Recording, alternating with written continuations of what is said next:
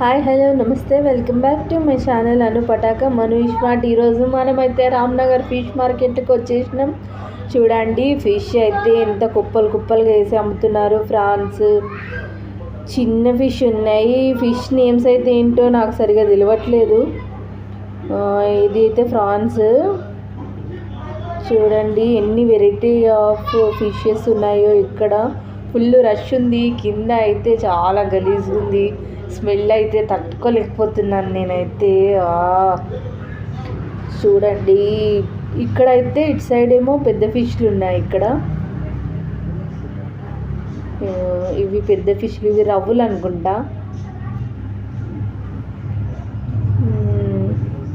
రవ్వులు, బొచ్చే చేపలు, ఇంకా పాప్లెట్స్ ఏమో ఇవి